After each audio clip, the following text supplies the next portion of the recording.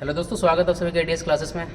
बहुत सारे आपके कमेंट्स आ रहे थे कि सर आप इलेक्ट्रिकल के बारे में कुछ नहीं बताते हो, आरआरबी जेईई की जो प्रिपरेशन होता है। प्लस बहुत सारे ऐसे भी मेरे मेंबर जुड़े हुए टीएस क्लासेस में जो अभी जॉब में हो, एएलपी जॉब में हो, या फिर आप जॉब में हो नहीं, अभी आप तैयारी कर रहे हो। तो ये दोनों ही चीज़ जो है जॉब के साथ किस तरीके से इन्होंने प्रिपरेशन किया था, एएलपी से अभी जेईई बने हुए हैं मेरे साथ जो है, और इनकी ब्रांच भी इलेक्ट्रिकल थी।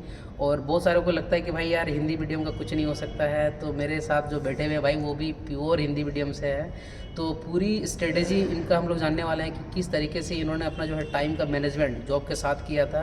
तो ये वीडियो भाई अगर आप जॉब कर रहे हो या नहीं भी कर रहे हो तो पूरी देखना, क्योंकि ये एक तरीके से आप बोल सकते हो एवरेज स्टूडेंट थे, बट अभी भाई रेलवे में जेईई है।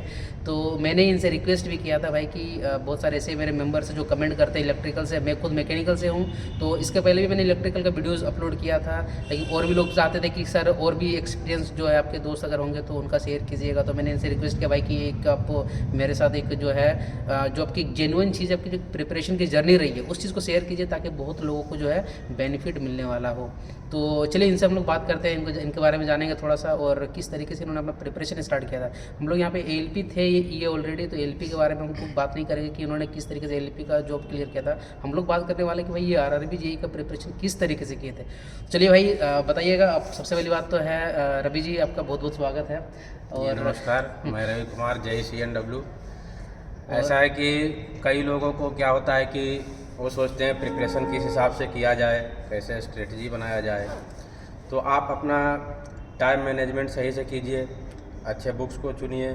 और रही बात इलेक्ट्रिकल की तो आप अगर जेईई की तैयारी कर रहे हैं तो आपको कुछ यूट्यूब पे वीडियो देखने होंगे। अच्छा देखिए रवि, हम आपको मतलब बीच में हम इसलिए रोक रहे हैं, हम लोग शुरू से समझेंगे कि जब फॉर्म वगैरह आपका निकला था, तो जैसे मान लीजिए एक स्ट्रेटेजी होती है कि भाई हमको CBT 1 का टारगेट करना है, CBT 2 का टारगेट करना है। तो आप स्टार्टिंग से जर्नी बताइए कि जैसे CBT 1 है, CBT 1 का सिलेबस में क्या है कि मैथ्स है, रीजनिंग है, जनरल साइंस है, हिस्ट्री है। और आप सभी को पता होगा कि रेलवे में अगर कोई भी एग्जाम निकालना हो भैया तो मैथ्स एंड रीजनिंग जो होता है मस्ट हो जाता है, वो उसमें आपको बेस्ट आपको होना ही पड़ेगा।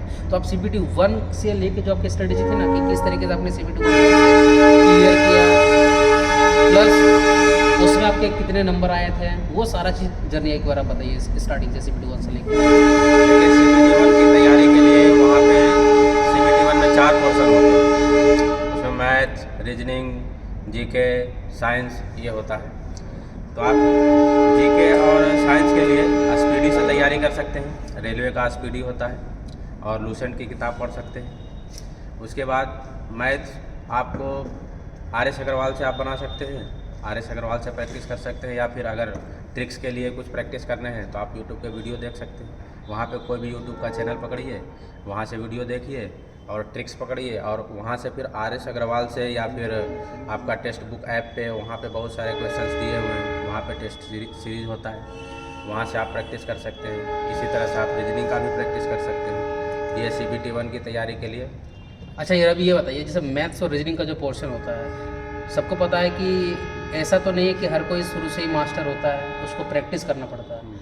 तो आप मुझे ये बताएं कि आपका लेवल कैसा था और आपने लेवल कैसे इंप्रूव किया। ऐसा तो नहीं था कि भाई आप शुरू से एकदम जीनियस रहे होंगे, मैथ्स और रीजनिंग क्वेश्चन दिया और तुरंत बना दिया, ऐसा तो नहीं होता है।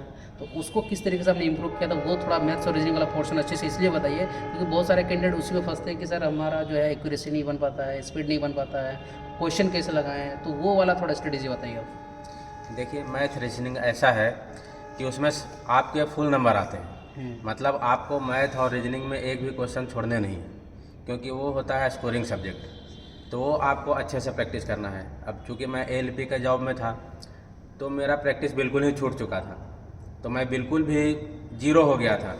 तो इस पर क्या है कि मैंने वाईफाई स्टडी का वीडियो देखा था, वहाँ से प्रैक्टिस किया। उसके बाद आप RS अग्रवाल से बना भी सकते हैं, और आप कोशिश कीजिए ट्रिक से बनाने का, क्योंकि ट्रिक से क्या होता है कि आप उस चीज़ को जल्दी बना सकते हैं। टाइम आपका उसके बाद टाइम आपका सेविंग होता है। कहीं आप किसी मैथ में फंस गए या किसी रीजनिंग के क्वेश्चन में फंस गए तो वहाँ पे आपको ज़्यादा टाइम मिलेगा। अगर आपने पहले ही टाइम मैनेज कर लिया है तो आप वहाँ पे ज़्यादा टाइम दे सकते हैं। अच्छा ये टेस्ट सीरीज वगैरह भी साथ में लगाते थे क्या जब मैथ्स और रीजनिंग का क्वेश्चंस प्रैक्टिस करते थे? देखिए टेस्ट सीरीज का है कि एक टेक्स्ट बुक ऐप आता है, वहाँ से आप टेस्ट सीरीज लगा सकते हैं, या फिर ग्रेडअप से आप टेस्ट सीरीज लगा सकते हैं। ग्रेड अप मान के चलो तो बायजूस ने उसको ये कर लिया, तो मतलब टेक्स्ट बुक बोल सकते हो। और जैसे मैं हर बार एक होता है ना कि हम टेक्स्ट बुक का बार बार रिकमेंड करते हैं, तो देखते होंगे कि बहुत सारे जो चैनल होते हैं वो प्रमोशन करते हैं। भाई मेरे को भी एक जीमेल आया था कि भाई आप टेक्स्ट बुक में जो है टेस्ट रिकमेंड करना चाहते हो क्या।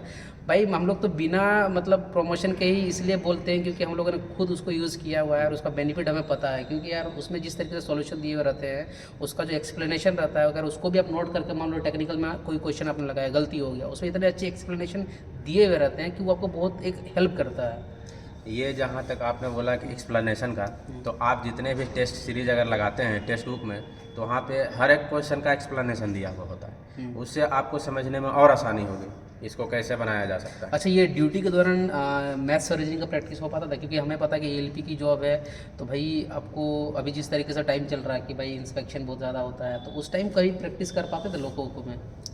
नहीं, देखिए लोगों में तो प्रैक्टिस नहीं कर पाते थे, लेकिन रूम पे आते थे तो जितना टाइम मिलता था उतने में ही मैनेज करना पड़ता था। वैसे आप लोगों के पास तो ज़्यादा टाइम होगा तो आप अच्छे से मैनेज कर सकते हैं। और जो एएलपी में है तो आपको पता ही होगा जो कम टाइम में है उसी में आपको मैनेज करना पड़ेगा। और चलिए मैथ्स रीजनिंग का इन्होंने बताया कि भाई आप आरएस अग्रवाल से प्रैक्टिस कीजिए, टेस्ट सीरीज का क्वेश्चन जो है आप टेक्स्ट बुक वगैरह से लगा सकते हो।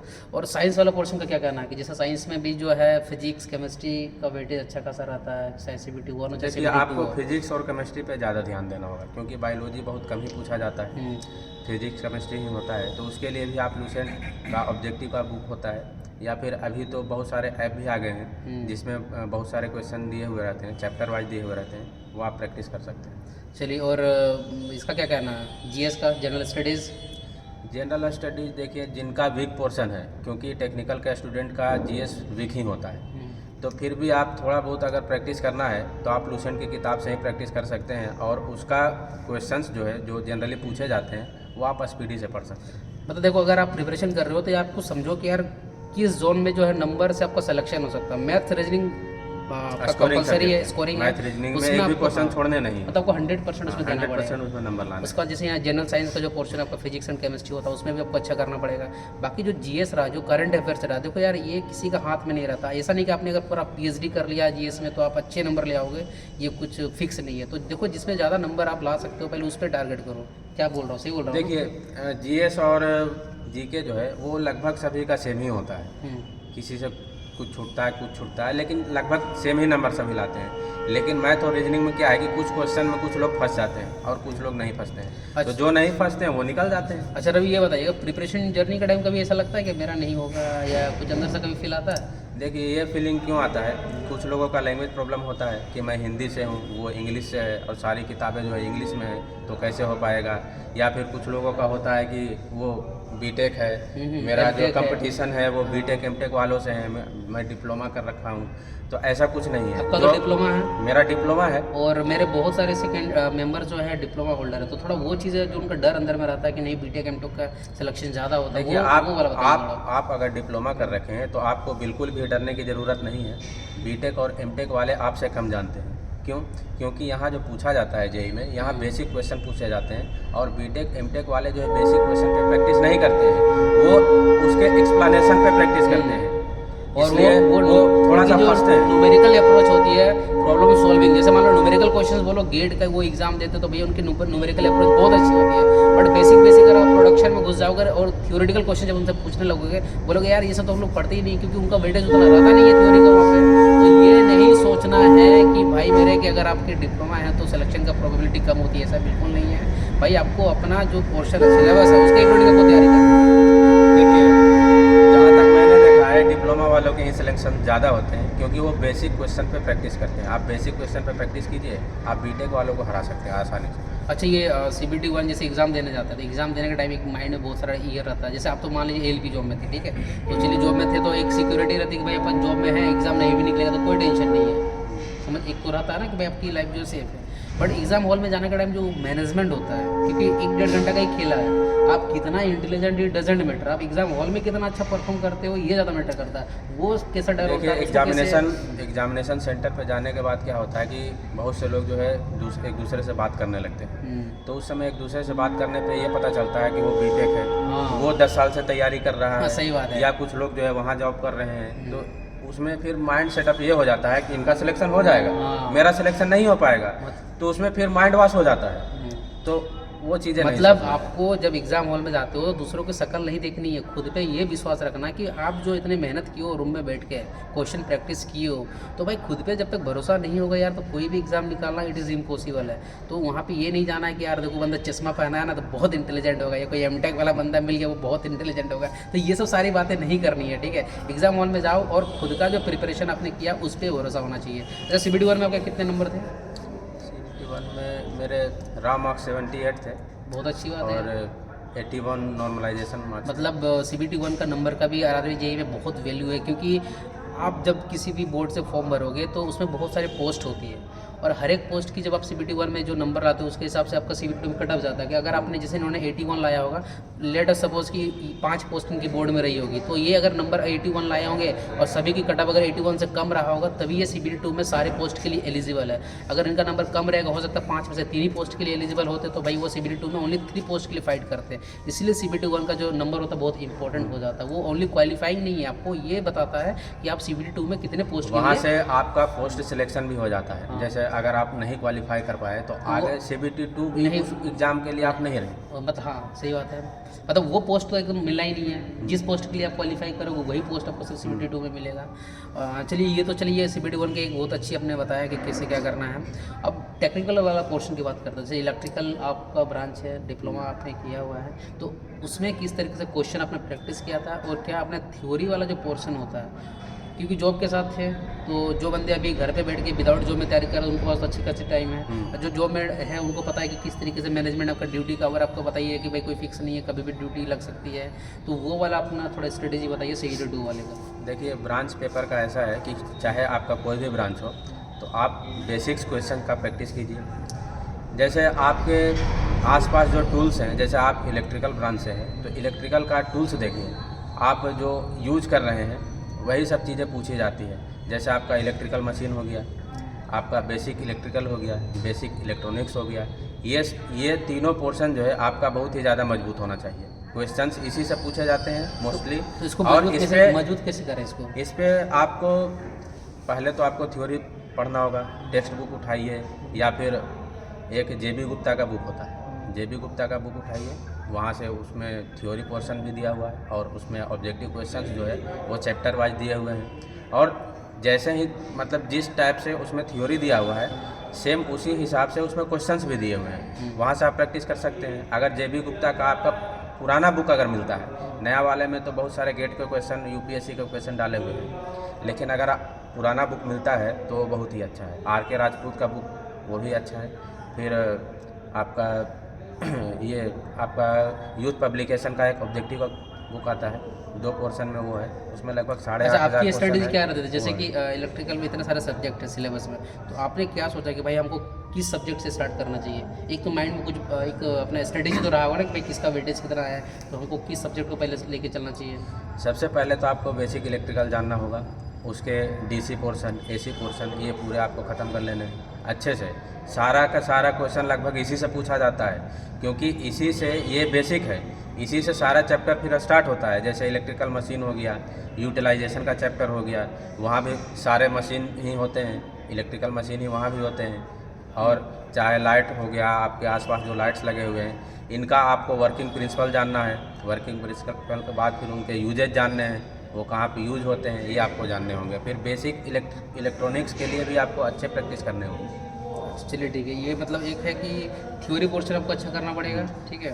और JB गुप्ता का आपने जो है बुक का जो है रिकमेंडेशन किया है, थोड़ा टाइम मैनेजमेंट का बताइए कि जॉब के साथ जो बंदे तैयारी कर रहे हैं उसको किस तरीके से लेके चलना चाहिए। क्योंकि घर बैठे जो बंदे आपको प्रॉपर आप टाइम टेबल बना के कि भाई मेरा रूटीन बना के फॉलो कर सकते हो, लेकिन जॉब में आप किस तरह से कर रहे थे और उनको क्या सजेस्ट करना चाहोगे? देखिए जॉब में टाइम बहुत कम ही मिलता है, तो मैं क्या करता था कि टेक्स्ट बुक ऐप पे टेस्ट दिया। अब उस टेस्ट में जो क्वेश्चन मिस हो गया, जो नहीं बन पाया या जो गलत हो गया, पहले तो उसी पे एक्सप्लेनेशन देखना है, उसके बाद उस क्वेश्चन से रिलेटेड आप चैप्टर पकड़िए, चाहे किसी भी किताब से पकड़िए चैप्टर, और उस चैप्टर को आप पूरा बनाइए, ठीक है। इससे क्या होता है, प्रैक्टिस से क्या होता है कि जो क्वेश्चन बार बार पूछे जा रहे हैं उस क्वेश्चन का बार बार आपको प्रैक्टिस होता है, तो वो पोर्शन आपका मजबूत हो जाता है। वही क्वेश्चन ज़्यादातर एग्जाम में पूछे जाते हैं, तो वो आप अच्छे से कर पाएंगे। अच्छा, और एएलपी से जेई बनने का कोई एक फीलिंग है कि हाँ भाई चलो अपने एएलपी थे? क्योंकि देखिए अभी एएलपी जॉब भी है, उसके लिए बहुत सारा फाइट है, नो डाउट। फर्स्ट अपॉर्चुनिटी कोई भी हो उसको छोड़ना नहीं चाहिए, और वो छोटा बड़ा नहीं होता, बहुत बड़ा होता है। हम लोग भी जब एएलपी में भी जब था तो भाई फर्स्ट अपॉर्चुनिटी का लोग बहुत इन्जॉय किए थे, लेकिन एक एएलपी से आप जब जेई बनते उसको कोई फीलिंग शेयर करना चाहिएगा, मतलब कुछ देखिए था? एएलपी में क्या था कि क्योंकि देखिए उस टाइम एक जो है मिनट में आपको रोकना चाहूँगा, क्योंकि भाई इनका सर्विस 6 साल रहा है, सही बोल रहा हूँ ना, 6 साल रहे हैं, तो एक समझो कि ये लोको पायलट बन चुके होंगे उस टाइम, उनकी ट्रेनिंग भी चल रही थी, तो इतनी लंबी जर्नी के बाद भी मतलब कैसे इधर स्विच कर गए और क्या सोच के किए थे? देखिए पहले क्या होता है कि कोई भी सोचता है कि चाहे कोई सा भी जॉब हो जाए, नो तो डाउट। किसी भी जॉब में आप घुसने के लिए जो है सबसे पहले आप उसका तैयारी कीजिए। जितने भी फॉर्म्स आते हैं आपको किसी भी जॉब में सबसे पहले इंटर कर जाना है, उसके बाद आप चुनिए कि इसके बाद आगे हमको कहाँ जाना है। तो आगे देखिए मैं तो घर से दूर था, तो एक तो घर के नज़दीक आने का भी सोच रहा था, उसके बाद एएलपी का जो है उसका ग्रेड पे उस टाइम तो कम ही था, अभी इसका ग्रेड पे ज़्यादा होता ज़्यादा है। हो गया। और मेरा तो यही मोस्टली था कि घर के पास जाना है। पहले क्या होता है कि कहीं भी जॉब हो जाए बस। उसको पकड़ना है, उसके बाद सोचते हैं कि घर के नज़दीक कैसे जाना है या बड़े शहर में कैसे जाना है, ये सोचते हैं। इसी हिसाब से मैं प्रिपरेशन में लग गया और मेरा हो गया। मतलब मेरे दोस्त, आपको सबसे पहले अपनी प्रायोरिटी देखनी है कि आपके लिए सबसे मस्ट क्या है, जॉब है, कहाँ लग रहा है वो प्रायोरिटी आप नहीं रख रहे हो, कोई दिक्कत नहीं। लगने के बाद फिर अपने आप, अगर आपकी मेरिट है तो खुद डिसाइड कर लोगे कि आपको इसी में रहना है कि आपको आगे जाना है। और कोई ऐसा चीज़ रवि भाई जो आप शेयर करना चाहते हो कि जो जितने सारे मेरे मेंबर्स देख रहे हैं? देखिए मोस्टली लोगों का देखिए, प्रॉब्लम तो और एक यही चीज़ होता है। और एक चीज़ देखिए क्या होता है कि मोटिवेशन डिमोटिवेशन का भी फेज आता है प्रिपरेशन में। किसी का मान लीजिए जब फाइनेंशियली सपोर्ट नहीं होता तो उसका भी एक टेंशन आता है प्रिपरेशन में। तो ये सब सारा चीज़ कैसे, अगर आप कुछ सजेस्ट करना चाहोगे, अगर कोई देखिए ऐसे मेंबर प्रिपरेशन है में तो? अगर आपको दिक्कत आ रही है, जैसे किसी को अगर फाइनेंशियल दिक्कत है तो आप कोचिंग पढ़ा सकते हैं या होम कोचिंग, होम ट्यूशन पढ़ा सकते हैं। और जहाँ तक किसी को लैंग्वेज में दिक्कत आती है तो आपका यूथ पब्लिकेशन का जो बुक है उसमें हिंदी में और इंग्लिश दोनों में क्वेश्चंस हैं। उसके बाद एक दिक्कत आती है कि डिप्लोमा और बीटेक में लोग सोचते हैं कि मैं डिप्लोमा कर रखा हूँ तो दिक्कत होगी। ये दिक्कत भी आपका सॉल्यूशन हो गया, क्योंकि डिप्लोमा वाले बेसिक जानते हैं, बीटेक वाले नहीं जानते हैं, तो आपका ही पोर्शन मजबूत है। इसलिए आप टेंशन नहीं लें, आराम से तैयारी करें। मतलब आपको अपने पे फोकस करना, दूसरे पे नहीं करना। आप देखिए कि आपकी वीकनेसेस क्या है, उसको निकालिए और उस पर मेहनत कीजिए, ठीक है। और जैसे इन्होंने बहुत एक अच्छी बात बताई कि एग्ज़ाम सेंटर में जो है जब भी आप जाते हो भैया तो दूसरों से डिस्कशन मत करना, खुद का जो प्रिपरेशन है उस पर भरोसा रख के जाना है। कैसे ही बोल रहा हूँ? नहीं, जैसे आप डिस्कशन अगर करते हैं तो आप ये नहीं सोचना है आपको कि ये जॉब वाला है तो ये ज़्यादा जानता है, या फिर इसकी तैयारी 10 सालों से है, ये बीटेक है, एमटेक है, तो ये मेरे से ज़्यादा जानता है, ये सब नहीं सोचना। मतलब अपनी पॉजिटिविटी लेके चलना है। चलिए, और कोई ऐसा एडवाइस देना चाहते हैं? क्या देखो यार, मैंने इनसे बहुत रिक्वेस्ट किया था कि भाई इतने सारे मेंबर है तो थोड़ा आपका एक जर्नी जो रहा उसको शेयर कीजिए, ताकि क्या होता है कि अगर आप कुछ करते हो, ठीक है, तो उस चीज़ को शेयर करना चाहिए यार, ताकि मान लो इनका जो जर्नी रहा, अगर इससे 2-3 मेंबर भी अगर इनसे कुछ सीखते हैं तो मेरे लिए यार ये जो वीडियो बनाने का मेरा जो मकसद है वो पूरा हो जाएगा। कि चलो यार, एक होती है ना कि आप भी आज मेहनत कर रहे हो, कल के दिन आप भी जब कुछ बन जाओगे तो डेफिनेटली आपको भी, जो आपकी जो कहानी होती है ना, बोलते हैं कि एक दिन अपनी कहानी। तो इसीलिए मैंने इनसे रिक्वेस्ट किया था भाई आप अपनी कहानी जो है थोड़ा दोस्तों को शेयर करते हैं, हम लोग हमारे जितने भी मेंबर हैं। तो चलिए फिर हम लोग इनसे एक लास्ट कोई एक एडवाइस सुनते हैं आपके लिए, और फिर इस वीडियो को हम लोग एंड करेंगे। देखिए अभी तो वैकेंसीज कम आ रही है, लेकिन ये नहीं सोचना है कि वैकेंसीज कम है, आपको एक ही सीट चाहिए, आपको एक ही सीट चाहिए और उसी के लिए आपको फाइट करनी है। तो अच्छे से प्रिपरेशन कीजिए, तैयारी में लग जाइए। चलो भाई, तो जितने भी सारे मेंबर हो जरूर कमेंट करके बताना कि भाई सेशन कैसा रहा। तो फिर नए वीडियो में मिलेंगे।